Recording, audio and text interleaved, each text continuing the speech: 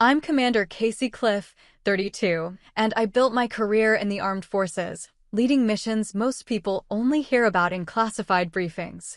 For years, I sent money home, showed up at every family gathering, and kept supporting parents who rarely gave anything back. But at my cousin's wedding, when my own father introduced me as the unemployed failure who never made something of herself, I made a choice that changed everything. Have you ever been dismissed, humiliated, or undervalued by someone you gave everything to? If so, share your story in the comments. You're not alone. Before I get into what happened, let me know where you're tuning in from. And if you've ever had to stand up for yourself after being disrespected, hit like and subscribe for more true stories about boundaries, respect, and reclaiming your worth. What happened next might surprise you. I learned early that my father measured worth in numbers, bank balances, square footage, business deals closed. Growing up in our suburban house with its manicured lawn and three-car garage, I understood that appearances mattered more than anything else. Dad built his reputation in our community one handshake at a time, one charitable donation at a time, one carefully curated story at a time. He was the kind of man who could work a room, remembering names and asking about people's children with practiced precision. At the country club, he held court at the 19th hole, spinning tales of his latest business ventures while other men nodded appreciatively. Success, to him, was quantifiable and visible.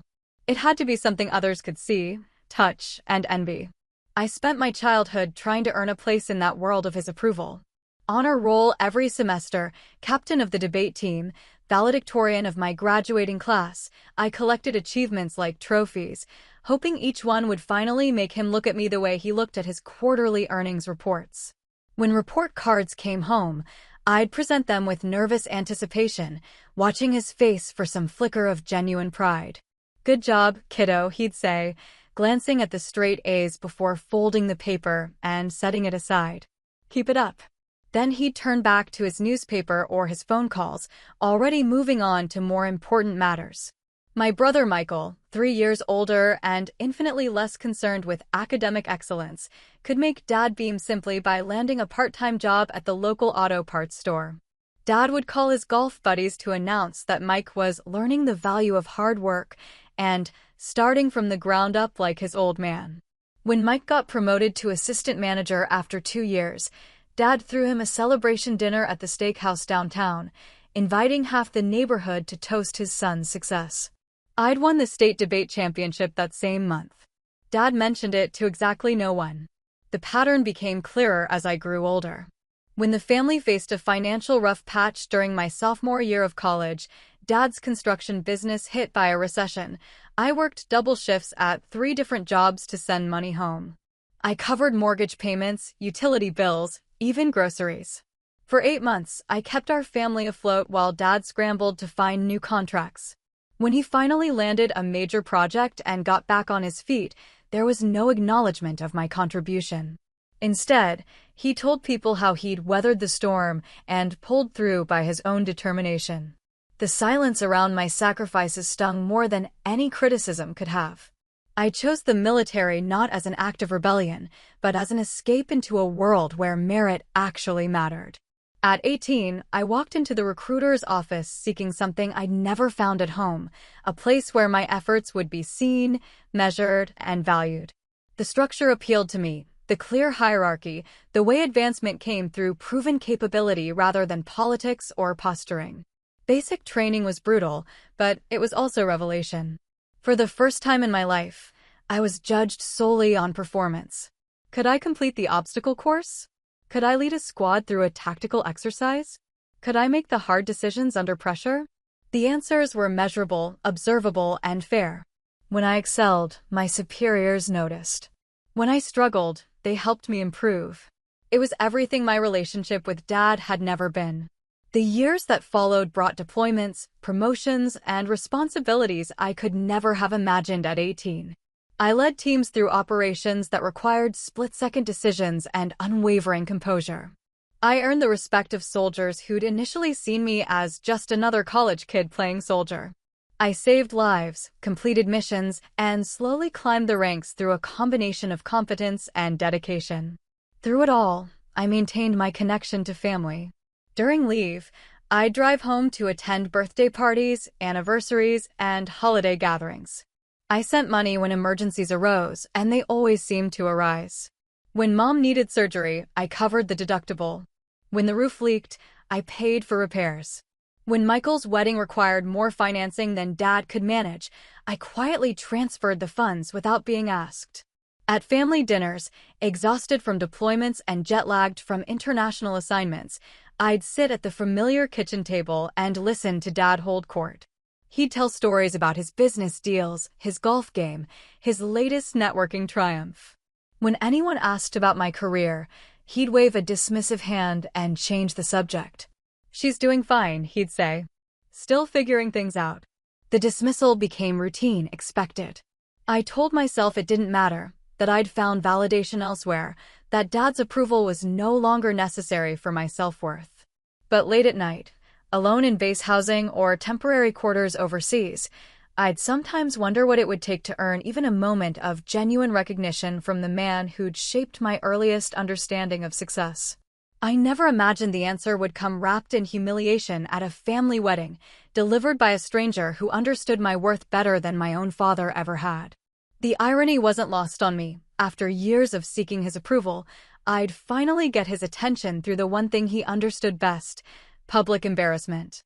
Looking back now, I realize those years of quiet perseverance and ignored achievements were preparing me for something I couldn't yet see. Every overlooked accomplishment, every minimized success, every time I chose dignity over confrontation, it was all building toward a moment when the truth would speak louder than any words I could have chosen. Sometimes the greatest victories come not from what we do, but from what we no longer need to prove. The warning signs crept in slowly, like water finding hairline cracks in a foundation. As my career advanced and my responsibilities grew, Dad's introductions at family events became increasingly vague. Where he once might have mentioned my job at all, even dismissively, now he simply said, "This is my daughter," and moved on to more interesting topics. At my cousin Amy's graduation party, I overheard him talking to his business partner, Jim, about the challenges of raising children. "You do your best," he said, shaking his head with practiced weariness, "but sometimes they just need more time to find their way." My daughter's still figuring things out. I was 32 years old, leading a team of 45 people through operations that required security clearances Jim couldn't even spell. The subtle erosion of respect accelerated during family dinners. Dad had always been the storyteller, the center of attention, but now his narratives began rewriting history with surgical precision. The financial help I'd provided during the recession became temporary assistance from family. My years of covering emergencies transformed into everyone pitching in when needed.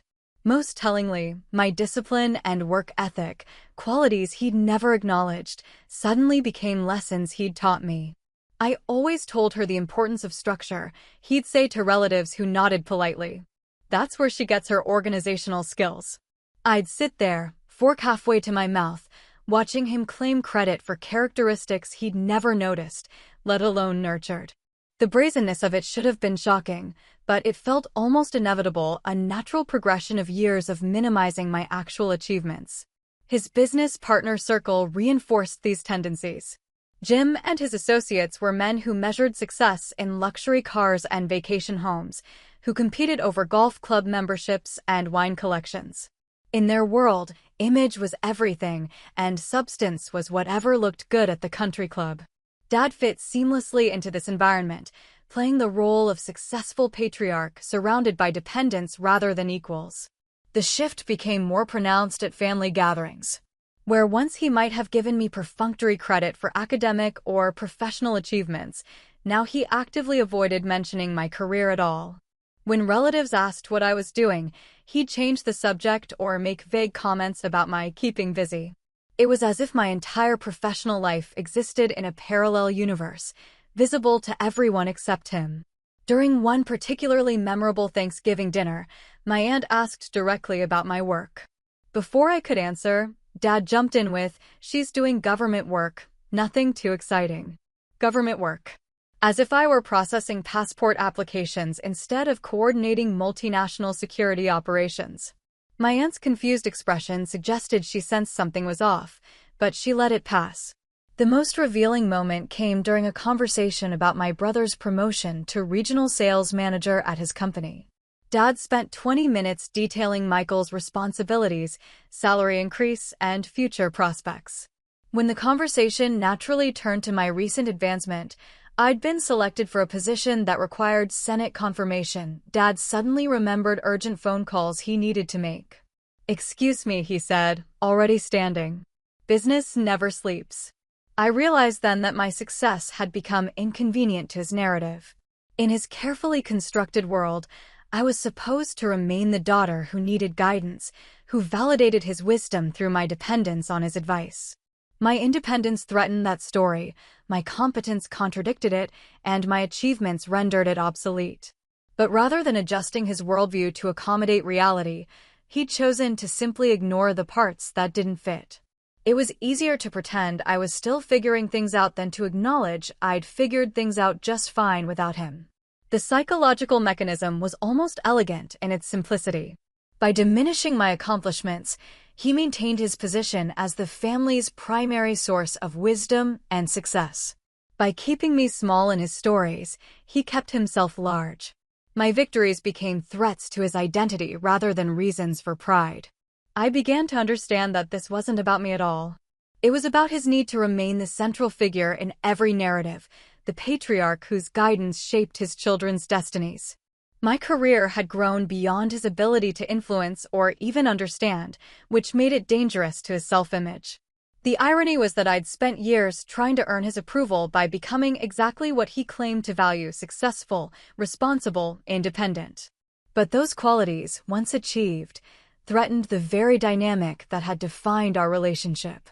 He needed me to need him, to validate his importance through my dependence. What I couldn't have predicted was how completely this psychological arrangement would collapse when exposed to someone who actually understood the nature of my work. All it would take was one person who knew the difference between government work and commanding operations that shaped international security. One person who understood that titles and clearances aren't given lightly, that responsibility at my level isn't stumbled into by accident. The wedding invitation arrived on a Tuesday, elegant script announcing my cousin Jennifer's marriage to a man I'd never met. Jennifer and I had grown up together, sharing summers at our grandmother's house and maintaining a steady correspondence through college and beyond. Despite the growing distance between Dad and me, family traditions still mattered. Weddings, funerals, milestone birthdays, these were the occasions that brought us together, neutral ground where old grievances could be temporarily set aside. I requested leave and drove the 600 miles home, my dress blues carefully pressed and hanging in the back seat. The decision to wear my uniform wasn't calculated. I simply hadn't packed civilian clothes formal enough for a wedding. It seemed practical, respectful even. Military personnel wore dress uniforms to weddings all the time. The country club where the reception was held buzzed with familiar faces and practiced small talk. I moved through the crowd, accepting congratulations for Jennifer, making polite conversation with relatives I saw twice a year. The usual questions came up. Where was I stationed? How long would I be in town? Was I seeing anyone? And I answered with the same comfortable deflections I'd perfected over the years. Dad worked his usual magic, moving between groups with practiced ease, his laugh carrying across the room as he shared stories and observations. I watched him from across the dance floor, noting how naturally he commanded attention, how effortlessly he made himself the center of every conversation he joined. When Jim arrived with his wife, Dad's energy shifted up another notch. Jim represented everything Dad admired: successful business, expensive tastes, connections that opened doors. They'd met at a Chamber of Commerce event 3 years earlier and had been inseparable ever since, Dad adopting Jim's mannerisms and opinions with the enthusiasm of a teenager trying to impress the popular kids. I was standing near the bar when Dad approached with Jim in tow, his smile already forming the words I couldn't yet hear. The music was loud, the crowd thick around us, but somehow the space immediately surrounding our small group felt isolated, as if we were speaking in a bubble separate from the celebration around us. "Jim," Dad said, his voice carrying that particular tone he used when making introductions he considered important, "I'd like you to meet my daughter." He paused, and in that pause, I felt something shift. The smile on his face took on a different quality, not malicious exactly, but calculating. "This is the unemployed failure who never made something of herself." The words hit like cold water. Around us, conversation continued, but I felt suddenly separate from it all, watching the scene unfold from somewhere outside myself. A couple of relatives within earshot chuckled awkwardly, assuming this was Dad's attempt at self-deprecating humor about the challenges of raising children in difficult economic times. But I knew better. I could see it in his eyes, the satisfaction, the small cruelty of someone who believed he was putting me in my proper place. This wasn't a joke. This was his truth, delivered with the confidence of someone who believed his audience would share his assessment. Jim's reaction was immediate and unexpected. His casual smile faded as he looked at me more carefully, his eyes moving from my face to my uniform, taking in details he'd initially missed. The conversation around us continued, but Jim had gone completely still, his expression shifting from polite interest to something approaching shock. "Wait," he said quietly, his voice cutting through the ambient noise. "You're the commander I read about in the defense briefings." The effect was instantaneous. The small group that had been half listening to Dad's introduction went completely silent. Eyes that had been politely averted suddenly focused with laser intensity. The awkward chuckling stopped. Even the ambient noise of the reception seemed to fade as people realized something significant was happening. Dad's face went through a series of changes: confusion, recognition, and finally a pale understanding of what had just occurred. His mouth opened slightly, but no words came out. For perhaps the first time in my adult life, my father was completely speechless. Jim continued staring at me, his businessman's mind clearly working to reconcile what he'd just heard with what he knew to be true. "I chair the Defense Advisory Committee for the Regional Chamber. We get briefings on major operations. I've seen your name on classified summaries." The silence stretched between us, heavy with implications none of us had expected when the evening began. The immediate aftermath felt like watching a slow-motion explosion. Faces around our small circle registered confusion, then curiosity, then a dawning awareness that something significant had just been revealed. My cousin Mark, standing close enough to have heard everything, looked from Dad to me with an expression I'd never seen before, something between amazement and vindication. Dad's attempts to recover were painful to witness. He laughed, a sound that came out forced and hollow. "Well, Jim, you know how it is with government jobs. Hard to explain what they actually do." But his voice lacked its usual confidence, and the explanation felt desperate rather than dismissive. Jim wasn't letting it go. His businessman's instincts had kicked in, and he was processing information with the same intensity he'd bring to evaluating a major contract.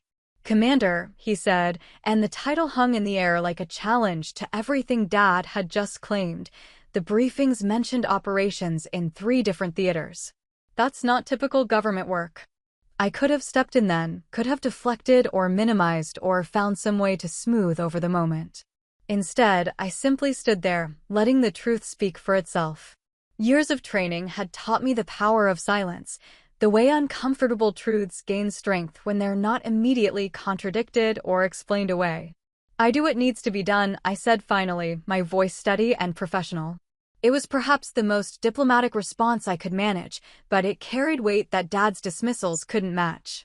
The conversation around us had taken on a strange quality. People were talking, but everyone was also listening, trying to piece together what was happening without appearing to eavesdrop. Word was spreading through the invisible networks that exist at all family gatherings. I could see it in the way people glanced over, the way conversations paused and resumed with slightly different energy. My Aunt Patricia approached during a lull, her expression thoughtful. "Honey," she said, "I always wondered what you actually did. Your father never seemed to have details." There was something pointed in the way she said it, a subtle acknowledgement that his vague descriptions had never made sense to people who knew me. Later, as the reception wound down, my cousin Amy pulled me aside. We'd grown up together, shared countless family gatherings and childhood adventures. Her words came quietly but with unmistakable conviction. "I've been watching this for years," she said. "The way he talks about you, like you're some kind of disappointment. It never made sense. You were always the responsible one, the one who had her act together." She paused, glancing across the room to where Dad was making his goodbyes with noticeably less enthusiasm than he'd shown earlier. I'm glad someone finally called him on it. The validation was unexpected and powerful. I'd begun to wonder if I'd been imagining things, if my perception of his dismissiveness was colored by my own sensitivity or ambition. But Amy had seen it too, had been bothered by it, had recognized the disconnect between reality and Dad's narrative.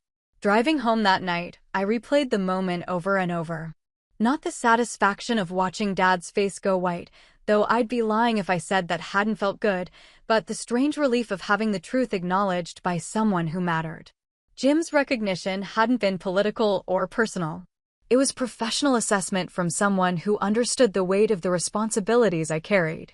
For years, I'd allowed Dad's version of my story to go unchallenged, partly out of respect, partly out of exhaustion, and partly because I'd convinced myself his opinion didn't matter. But the wedding had revealed something I hadn't fully acknowledged. It did matter, not because I needed his approval, but because his constant minimizing had created a distorted reality that affected how others saw me too. The phone calls started the next day. Relatives I hadn't spoken to in months suddenly wanted to catch up, to hear more about my work, to understand what they'd witnessed at the reception. The conversations were awkward at first. Years of Dad's deflections had left most of them genuinely ignorant about my career, but they were also honest in ways our family interactions hadn't been for years. I realized I'd been complicit in maintaining the fiction, allowing Dad's need to diminish my achievements to go unchallenged for the sake of family peace. But peace built on lies isn't really peace at all. The foundation had cracked, and there was no going back. The phone rang on Thursday morning, 3 days after the wedding. Dad's voice came through with forced casualness, the tone he used when trying to pretend nothing significant had happened. "How was the drive back?" he asked, as if we were having a routine post-family event conversation. "Fine." I wasn't going to make this easy for him. A pause. "Listen, about Saturday night, Jim can be a little intense when he gets going. You know how these business types are, always trying to impress everyone with what they know." I almost admired the attempt. In his version, Jim was the problem, overeager, showing off, making a bigger deal of things than necessary. It was masterful deflection, the kind that had probably served him well in business negotiations. "Jim seemed pretty sure about what he'd read," I said. Another pause, longer this time. "Well, you know how these government briefings are. Probably makes everything sound more important than it really is." There it was, the same dismissal, refined and repackaged, but fundamentally unchanged. Even after being publicly contradicted by someone with actual knowledge, Dad was still committed to minimizing my role, my responsibilities, my competence. "Dad," I said, and something in my voice must have warned him, because he went quiet. "I'm not going to pretend anymore. I'm not going to sit there while you introduce me as a failure to make yourself look like the successful father dealing with disappointing children. It stops now. You're overreacting." It was just no. The word came out sharper than I'd intended, carrying years of suppressed frustration. It wasn't just anything. You meant what you said, and we both know it. The conversation that followed was difficult in ways I hadn't expected. Dad tried several approaches: guilt, minimization, redirection, but I'd finally reached the point where none of them worked. When he suggested I was embarrassing him in front of his peers, I pointed out that he'd embarrassed himself. When he claimed his introduction was just a joke, I reminded him that jokes are supposed to be funny. "You're making this into a bigger deal than it needs to be," he said finally. "No, Dad. You made it a big deal when you decided to publicly humiliate your daughter to score points with your business partner. I'm just refusing to pretend it didn't happen." The silence that followed felt different from the uncomfortable pauses earlier in the conversation. This was recognition, the sound of someone realizing their usual strategies weren't going to work.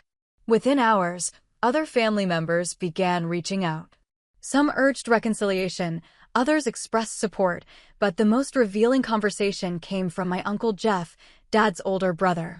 "He's been doing this for years," Jeff said bluntly, "taking credit for your good qualities and blaming you for anything that doesn't fit his image of the perfect patriarch. Your grandmother used to call him on it, but after she died, nobody wanted to make waves." The family dynamics I'd attributed to normal father-daughter tension were apparently more visible to others than I'd realized. What I'd experienced as personal disappointment was part of a larger pattern of behavior that extended beyond our relationship. "He needs you to be struggling," Jeff continued. "If you're successful without his guidance, what does that say about his importance as a father?" It was the clearest articulation of something I'd sensed, but never quite put into words. My success threatened his narrative of indispensability, so he'd simply chosen not to see it. The revelation was both liberating and sad. Liberating because it confirmed that the problem wasn't with my achievements or worthiness. Sad because it meant Dad's inability to acknowledge my success wasn't likely to change. It was too fundamental to his self-image. Over the following weeks, I made a conscious decision to stop accommodating his need to diminish me. When family conversations turned to career updates, I spoke honestly about my responsibilities. When relatives asked about my work, I answered directly instead of deflecting. When Dad tried to change the subject or minimize my contributions, I let the awkward silence stretch. The shift was subtle but unmistakable. People began approaching me differently at family gatherings, asking questions that reflected genuine curiosity rather than polite obligation. Conversations that had once centered around Dad's business ventures now included discussions of current events, international relations, and leadership challenges, topics where my perspective actually mattered. The most unexpected change was in how I felt about these interactions. For years, family gatherings had been exercises in careful navigation, avoiding topics that might highlight the disconnect between Dad's perception and reality. Now I could participate authentically, without constantly monitoring my words for anything that might challenge his narrative. Not everyone appreciated the change. A few relatives, particularly those who'd built their own relationships with Dad around shared business interests, seemed uncomfortable with the new dynamic. But their discomfort felt like confirmation rather than criticism, proof that the old arrangements had been as artificial as they'd felt. Dad's response was predictable.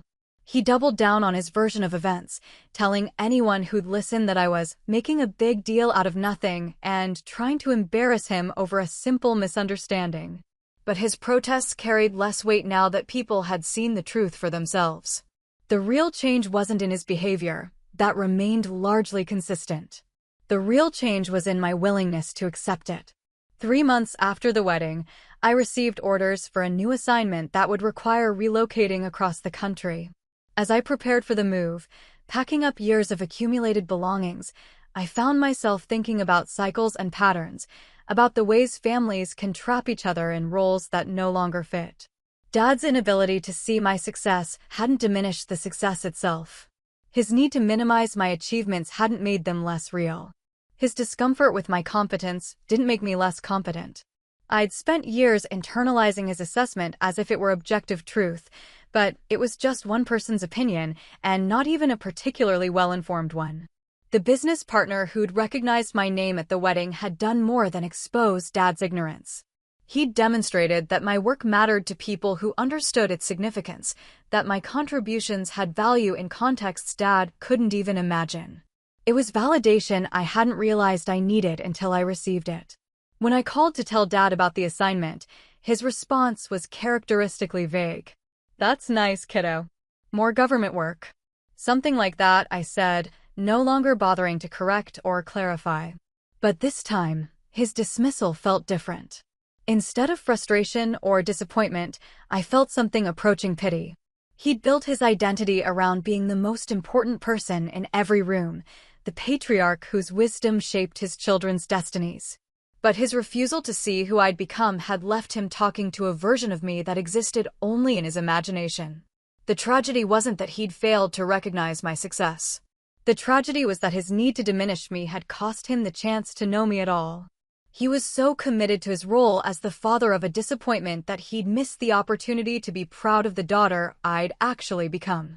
As I finished packing, I realized the wedding moment had given me something I'd been seeking for years without knowing it: permission to stop seeking his approval. Not in dramatic confrontation or angry ultimatum, but in the quiet recognition that some people will never see you clearly, and their blindness says nothing about your worth. The business partner's recognition had been momentarily satisfying, but the lasting gift was simpler: the understanding that I didn't need Dad's version of my story to be true. Other people, people whose opinions mattered in contexts where my work actually counted, already knew who I was. The final irony was that Dad's attempt to humiliate me had accomplished exactly the opposite. In trying to make me small in front of someone he wanted to impress, he'd revealed the gap between his perception and reality. He'd meant to diminish me, but he diminished himself instead. Justice, it turned out, didn't require my participation at all. 2 years into my new assignment, I received news that Dad's business was struggling. The construction industry had shifted, new regulations had created compliance challenges, and several major contracts had fallen through. He'd reached out to relatives for advice, for connections, for the kind of help that had once flowed easily from his network. But something had changed in those relationships. The confidence that had once made him magnetic now seemed brittle, his certainty less convincing. People were polite but distant, offering sympathy without solutions. The business partner who'd recognized me at the wedding had quietly distanced himself, their friendship cooling after the revelation at the reception. I heard about Dad's struggles through family channels, concerned phone calls, worried conversations at holiday gatherings. Various relatives suggested I reach out, offer assistance, help bridge whatever gap had developed between us. The requests came wrapped in familiar language about family obligations and the importance of forgiveness. "He's proud," my aunt said during one of these conversations. "He won't ask for help directly, but I think he'd appreciate hearing from you." I considered it. My position had given me connections, resources, perspectives that might genuinely help someone navigating regulatory challenges and contract negotiations. Under different circumstances, I might have offered guidance or introductions that could make a meaningful difference. But pride, I'd learned, cuts both ways. During a brief leave, I attended my nephew's high school graduation. The family gathering was smaller than usual. Economic pressures had affected everyone's travel budgets, but the core group was there. Dad looked older than I remembered, his shoulders carrying a weariness that seemed to go beyond physical fatigue. When he saw me across the gymnasium, his expression shifted through several emotions before settling into careful neutrality. We spoke briefly, exchanging the kind of polite small talk that maintains social conventions without risking deeper engagement. "How's work going?" he asked, the question carrying none of its old dismissiveness, but also none of genuine curiosity. "Keeping busy," I replied, using his own deflection strategy.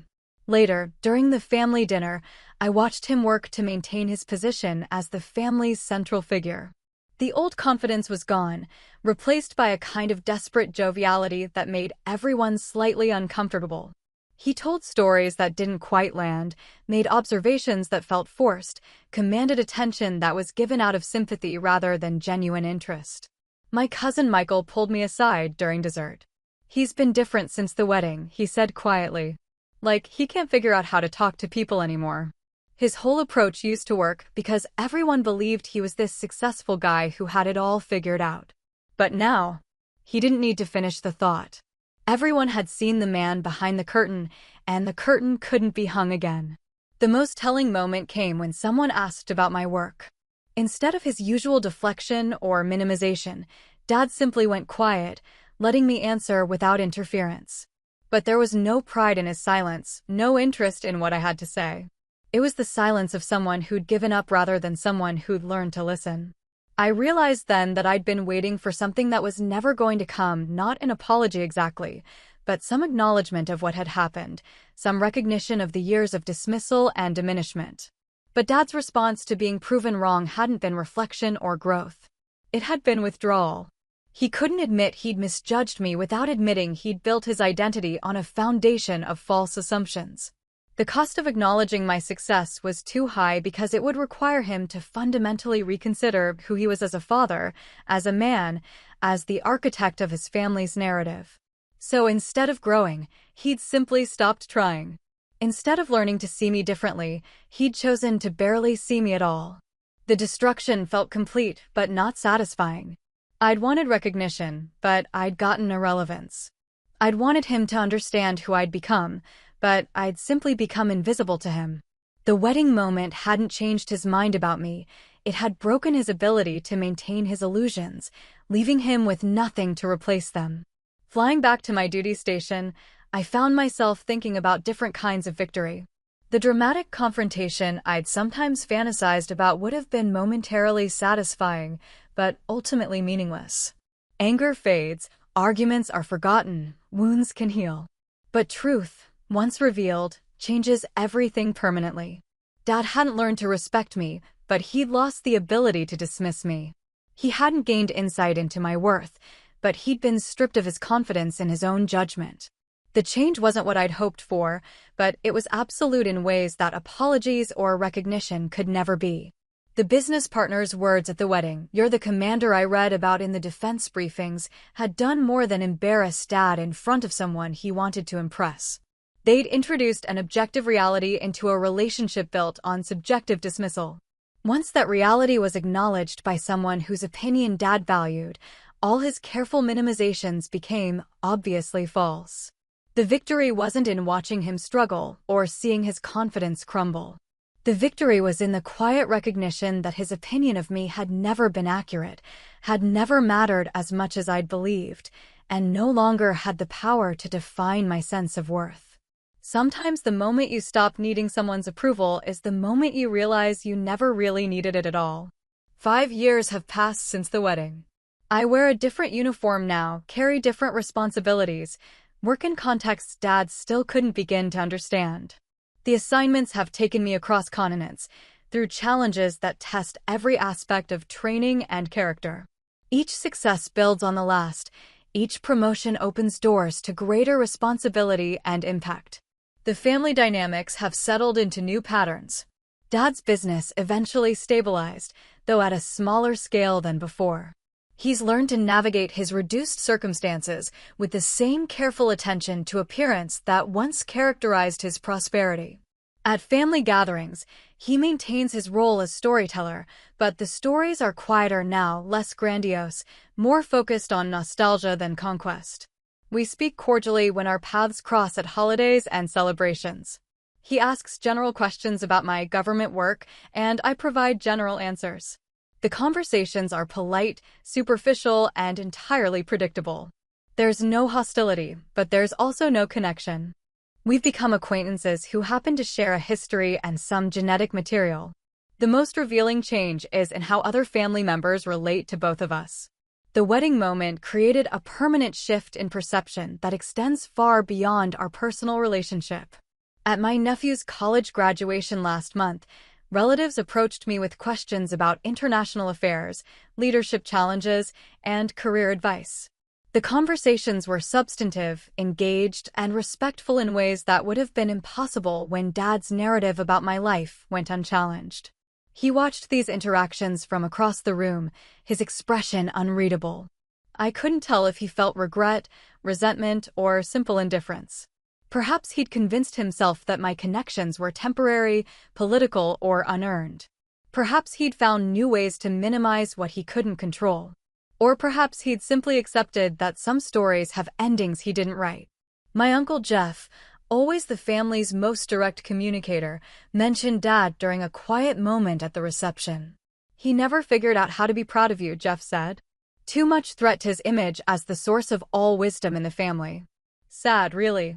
He missed out on having an extraordinary daughter because he needed to be an important father. The observation carried weight because Jeff had known Dad longer than anyone, had watched him navigate decades of relationships and challenges. His assessment wasn't colored by disappointment or hope, just recognition of patterns that had played out over a lifetime.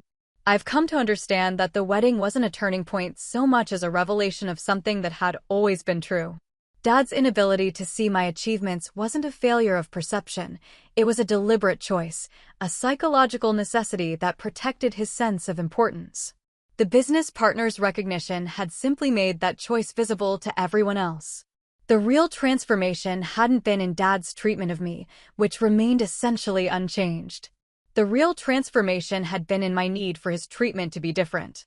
Somewhere in the aftermath of that public moment, I'd stopped waiting for him to understand who I'd become. I'd stopped measuring my worth against his recognition. I'd stopped believing that his approval was necessary for my success to be real. The work speaks for itself now. The colleagues who seek my input, the superiors who trust my judgment, the complex operations that depend on my decisions, they create a reality that exists entirely independent of Dad's opinions. In the contexts where my contributions actually matter, my value is recognized, respected, and relied upon. Last week, I received notification of another promotion, another increase in responsibility and scope. The recognition came with briefings that detailed the significance of the role, the trust being placed in my leadership, the impact my decisions would have on operations spanning multiple continents. The weight of it was both humbling and energizing, exactly the kind of challenge I'd trained my entire career to handle. I thought about calling Dad to share the news, but the impulse passed quickly.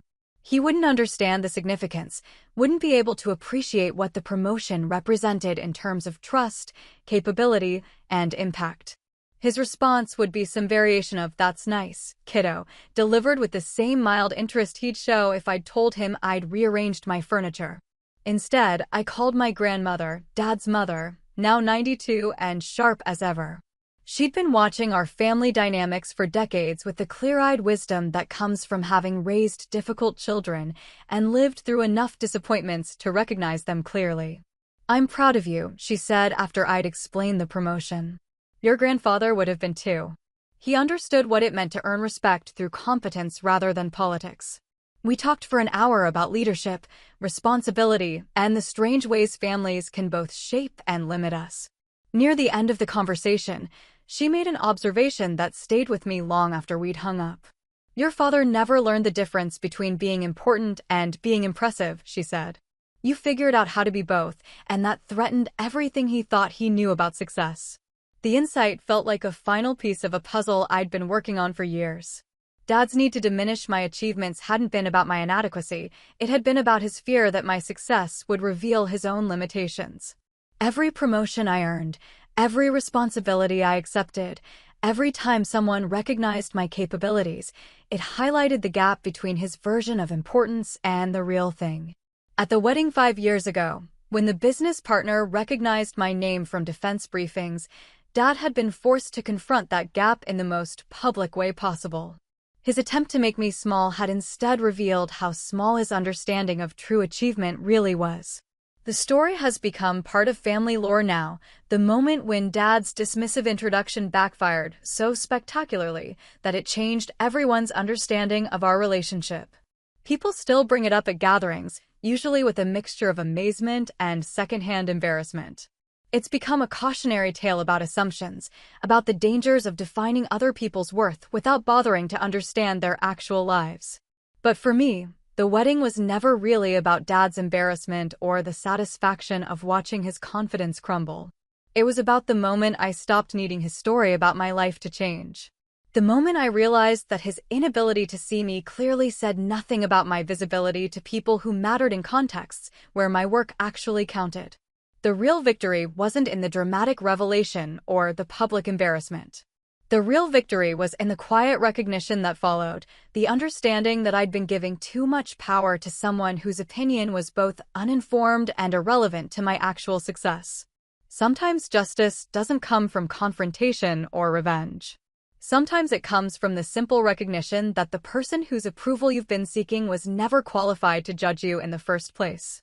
Sometimes the moment you stop apologizing for your existence is the moment the world finally sees you and you finally see yourself clearly. The business partner's words at the wedding had been a gift, but not the one I'd initially thought. He hadn't given me validation or recognition or proof of my worth. He'd given me permission to stop seeking those things from someone who was never going to provide them. 5 years later, I understand that Dad's inability to acknowledge my achievements was never about my achievements at all. It was about his need to remain the central figure in every narrative, the source of all wisdom and success in our family. My competence threatened that role, so he'd chosen not to see it. But you can only ignore reality for so long before it finds a way to make itself known. The wedding was just the moment when reality and perception collided in front of an audience that mattered to him more than I did. The story continues now without him as a central character. I advance, lead, contribute, and succeed in contexts he doesn't understand and probably never will. The recognition comes from peers, superiors, and colleagues who judge competence by results rather than politics. The satisfaction comes from work that matters, challenges that test every aspect of training and character, and the knowledge that trust earned through performance is the most reliable foundation for any career. Dad remains in his own story, playing the role of successful patriarch to an audience that's learned to see through the performance. We coexist in family spaces, maintaining the polite fiction that our relationship is normal rather than non-existent. It's not hostile or dramatic, just empty, like a conversation between strangers who happen to know each other's names. The emptiness doesn't hurt anymore. It's simply what it is, the natural result of one person's refusal to see another clearly, and the other person's decision to stop trying to be seen by someone whose vision was always distorted by his own needs. Sometimes the greatest victory is realizing you don't need to win at all. The call came on a Tuesday morning, 3 months after my latest promotion. Mom's voice carried that careful neutrality she used when delivering news she knew would complicate my life.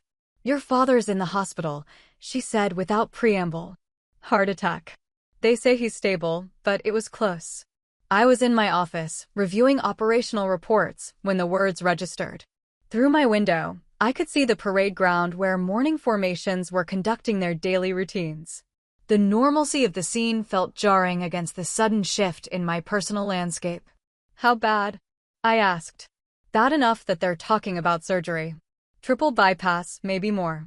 Mom's voice caught slightly. "He's asking for you." The last part surprised me more than the medical details. In the 5 years since the wedding, our conversations had been limited to polite exchanges at family gatherings. The idea that he would specifically request my presence seemed out of character for the careful distance we'd maintained. "I can get emergency leave," I said, already running through the logistics. "I'll be there tomorrow." The flight home gave me 12 hours to process the situation. Heart attacks have a way of putting things into perspective, forcing confrontations with mortality that can't be deflected or minimized. Whatever issues existed between Dad and me, the possibility of his death created a deadline for resolution that hadn't existed before. But I also recognize the danger in that thinking. Crisis doesn't automatically create wisdom or change fundamental character traits. The man lying in the cardiac unit was the same person who'd introduced me as an unemployed failure. Medical emergency didn't erase years of dismissal and diminishment. The hospital smelled like disinfectant and industrial coffee. Dad looked smaller in the bed than I'd expected, connected to machines that beeped and whirred with mechanical precision. His face had a grayish tinge that spoke to the seriousness of his condition, but his eyes were alert and focused when I entered the room. "You came," he said, and there was something in his voice I couldn't quite identify. Surprise, maybe? Or relief. "Mom said you asked for me." He nodded, then looked away toward the window where afternoon sunlight filtered through Venetian blinds. "The doctors say I might not make it through surgery. They have to do something about these arteries, but there are no guarantees." The conversation felt surreal, not because of his medical situation, but because we were talking directly about something that mattered. For the first time in years, he wasn't performing or deflecting or trying to control the narrative. He was just a man facing mortality and trying to figure out what needed to be said. "The surgery has good success rates," I offered, falling back on objective information when emotion felt too complicated. "Maybe?" He turned back to look at me, and his expression carried a weight I'd never seen before. "I've been thinking about things. About what I've done wrong as a father." The admission hung in the air between us, unexpected and fragile. I waited, unsure how to respond to this version of Dad, direct, vulnerable, stripped of his usual confidence. "That night at Jennifer's wedding," he continued, "when Jim recognized you, I knew then that I'd made a mistake. Not just that night, but for years. I'd been so busy trying to stay important that I couldn't see what was actually important. The words were the closest thing to an apology I'd ever heard from him, but they came wrapped in the kind of self-focus that had always characterized his worldview. Even his regret centered on his own experience, his own recognition, his own mistake. Why did it matter more when Jim said it? I asked. Why couldn't you just believe me when I told you about my work? The question seemed to catch him off guard. He was quiet for a long moment, and I could see him struggling with something he'd probably never examined directly. Because Jim was successful, he said finally. Because his opinion carried weight in my world. Because if he respected you, it meant you were worth respecting. The honesty was brutal and revealing. Dad had needed external validation of my worth before he could acknowledge it himself. His assessment of my value had always been filtered through other people's reactions, other people's recognition, other people's approval. I'd never been real to him as an independent person, only as a reflection of how I made him look. That's not how fathers are supposed to work, I said quietly. No, he agreed. It's not. We talked for another hour, the conversation meandering through topics we'd never addressed directly. He asked about my work with genuine curiosity for the first time, listening to my explanations without trying to minimize or redirect. He acknowledged the financial help I'd provided over the years, the family emergencies I'd handled, the ways I'd supported the family without recognition or thanks. But even as he spoke, I could sense the limitations of this moment. His newfound awareness was real, but it was also crisis-driven, prompted by the possibility of death rather than any fundamental change in character. The man having this conversation with me was the same person who'd spent years diminishing my achievements. He was just scared enough to temporarily set aside his usual patterns. When visiting hours ended, I drove to my childhood home and sat in the driveway, processing what had just happened. The conversation had been more honest than anything we'd shared in decades, but it had also confirmed something I'd suspected. Dad's inability to see me clearly hadn't been accidental or unconscious. It had been deliberate, a conscious choice to prioritize his own ego over my reality. The surgery went well. Dad spent 6 days in recovery, during which our conversations continued in the same vein, direct, sometimes difficult, but more genuine than our relationship had been since I was a child. He asked about my colleagues, my responsibilities, the decisions I faced in my role. For the first time, he seemed genuinely interested in understanding my life rather than dismissing it. But I also noticed the pattern in his questions. He was most engaged when I described interactions with high-ranking officials, major operations, moments where my work intersected with the kind of power and recognition he understood. He struggled to maintain interest when I talked about the day-to-day leadership challenges, the human aspects of command, the parts of my job that required emotional intelligence rather than strategic thinking. Even in this new, more honest version of our relationship, he could only see the parts of me that reflected his own values and interests. The recognition was real, but it was still filtered through his lens of what mattered, what counted, what deserved attention. 2 weeks after the surgery, as he prepared to go home, Dad made an unexpected request. He wanted to host a family dinner, he said, to thank everyone who'd supported him through the medical crisis. But he also wanted to do something he'd never done before, acknowledge my career publicly, in front of the extended family. I want to make up for that wedding, he said. I want people to understand who you really are. The offer was well-intentioned, but it missed the point entirely. The problem had never been that people didn't understand my work, it was that he'd actively prevented them from understanding it. The wedding moment hadn't been an isolated mistake, it had been the culmination of years of deliberate dismissal and minimization. More importantly, I no longer needed his acknowledgement to feel validated. The recognition I'd found in my professional life, the respect I'd earned from colleagues and superiors, the satisfaction I derived from meaningful work, none of it depended on his approval or understanding. I appreciate the thought, I told him, but that's not necessary. What matters is that we understand each other now.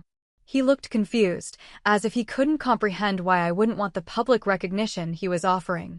In his mind, the gesture would repair everything, would undo years of damage through a single moment of acknowledgement. But public redemption wasn't what I needed from him anymore. What I needed was what we'd already achieved in those hospital conversations: honesty about what had happened, recognition of the impact it had had, and a commitment to something different going forward. The family dinner he was proposing would be performance, another moment where he positioned himself as the benevolent patriarch bestowing recognition on his deserving daughter. I'd learned to value substance over theater, and our private conversations had provided the substance I'd been seeking without knowing it. The recovery period stretched into months. Dad's business suffered during his absence, and he began talking about retirement, about scaling back, about letting younger people take over the day-to-day operations. The near-death experience had shifted his priorities in ways that seemed genuine and lasting. But it had also revealed something about the nature of change and forgiveness that I hadn't fully understood before. Dad's newfound ability to see and acknowledge my achievements was real, but it coexisted with the same fundamental character traits that had created the problem in the first place. He was still primarily concerned with how things looked, still measured worth through external validation, still needed to be the central figure in family narratives. The difference was that his brush with mortality had temporarily expanded his definition of what deserved recognition. My work had finally crossed the threshold of importance in his mind, not because he'd learned to value different things, but because circumstances had forced him to acknowledge the significance of what I'd been doing all along. It was progress, but it was limited progress, constrained by this same worldview that had created the original problem. Dad had learned to respect my achievements, but he learned it for the wrong reasons, through the wrong process, at the wrong time. The realization was both disappointing and liberating. Disappointing because it confirmed that genuine understanding remained elusive, that, even in crisis, his perception was filtered through his own needs and limitations. Liberating because it freed me from the expectation that he would ever see me completely clearly. The relationship we built during his recovery was better than what we'd had before, but it was also honest about its limitations. We could talk about my work now, could acknowledge my contributions to the family, could interact without the constant undercurrent of dismissal that had characterized our previous dynamic. But the recognition came wrapped in conditions and qualifications that revealed how tentative and circumstantial his respect really was. 6 months after the surgery, Dad returned to work part-time. The business had struggled in his absence, and he faced decisions about downsizing, restructuring, and adapting to a market that had continued evolving while he was focused on recovery. For the first time in our adult relationship, he asked for my advice. Not about military matters, but about leadership, about managing organizational change, about maintaining team cohesion during difficult transitions. The conversations were professional and productive. I could offer perspectives drawn from my experience with complex operations, multi-layered challenges, and high-stakes decision-making. Dad listened carefully, asked follow-up questions, and implemented several of my suggestions. The dynamic felt entirely different from our previous interactions, collaborative rather than dismissive, respectful rather than condescending. But I also recognized that his willingness to seek my input was driven by necessity rather than choice. His business was struggling, his usual advisors had proven inadequate to the challenges he faced, and my expertise happened to be relevant to his current situation. He valued my advice because he needed it, not because he developed a general appreciation for my judgment or capabilities. The distinction mattered because it revealed the conditional nature of his respect. When my expertise served his purposes, he was eager to engage with it. When it didn't directly benefit him, he remained largely indifferent. The change was real, but it was also instrumental, a practical adjustment rather than a fundamental shift in how he saw me as a person. Understanding that limitation allowed me to appreciate the progress we'd made without expecting more than was realistic. We'd found a way to interact that acknowledged my competence and his needs without requiring either of us to pretend the relationship was something it had never been. It was functional, respectful, and honest about its boundaries, more than we'd managed for most of my adult life. The wedding moment, 5 years earlier, had been the catalyst for this evolution, but it hadn't been the resolution. The real resolution came in accepting that some changes happen slowly and imperfectly, that recognition can be genuine without being complete, and that respect earned through crisis is still respect worth having. The test came 18 months later, at another family wedding, my younger cousin Amanda's marriage to a doctor she'd met during residency. The venue was different, the crowd smaller, but the dynamics felt familiar. Extended family gathered from across several states, business associates mingled with relatives, and the usual mixture of celebration and social positioning played out over cocktails and dinner. Dad's recovery had been complete by then. His business had stabilized at a smaller but more sustainable scale, and he developed a new appreciation for work-life balance that would have been impossible before his heart attack. But I watched him move through the reception crowd with interest, curious to see how he would handle introductions now that our relationship had evolved. The moment came when Jim, the same business partner who'd recognized me at Jennifer's wedding years earlier, approached with a colleague I'd never met. The symmetry felt deliberate, as if the universe was providing an opportunity to measure how much had actually changed. "Jim," Dad said, his voice carrying genuine warmth, "good to see you. Have you met my daughter?" The pause that followed was subtle but significant. I could see Dad considering his words, weighing options, perhaps remembering that other introduction and its consequences. When he continued, his voice was steady but careful. "She's a commander in the military. Just got promoted to a position I can't even pronounce correctly." It wasn't eloquent, but it was accurate. More importantly, it was respectful. Jim smiled and shook my hand, making polite conversation about my work before the group moved on to other topics. The interaction was unremarkable in every way except one. It represented a complete reversal of Dad's previous approach to these situations. Later that evening, as the reception wound down, Dad found me on the hotel terrace where I'd stepped out for some air. The night was clear, stars visible despite the ambient light from the city below. "I handled that better this time," he said without preamble. "You did?" Jim's colleague seemed impressed. "Asked me afterward about your career, what kind of responsibilities you have." Dad paused, looking out at the city lights. "I had to admit I still don't understand most of what you do. But I told him you're good at it, that people trust you with important decisions." The conversation felt different from our hospital talks, less crisis-driven, more reflective. Dad had had time to process the changes in our relationship, to understand them as permanent rather than temporary adjustments to emergency circumstances. "The thing I keep thinking about," he continued, "is how many people I probably told the wrong story to over the years. How many times I made you sound like someone you weren't." I'd thought about that too, the ripple effects of his dismissiveness, the ways his version of my life had shaped other people's perceptions. But dwelling on it felt unproductive, like accounting for damage that couldn't be undone. "People figure things out eventually," I said. "The ones who matter, anyway." "Maybe. But I should have made it easier. Should have been proud instead of." He searched for the right word. "Instead of whatever I was being." "Threatened," I supplied. He nodded slowly. "Yeah, threatened. That's exactly what it was." The admission came easier now than it would have years earlier. Dad's brush with mortality had given him permission to examine his motivations more honestly, to acknowledge feelings he'd previously buried under layers of rationalization and denial. We stood in comfortable silence for a while, watching traffic move through the streets below. The conversation didn't need to go deeper, we'd already covered the essential territory in previous talks. This was just confirmation that the changes were holding, that they extended beyond crisis-driven moments into ordinary family interactions. "I'm proud of you now," Dad said eventually. "I know that probably doesn't carry as much weight as it would have when you were younger, but I wanted you to know." He was right that the words didn't carry the same impact they might have had a decade earlier.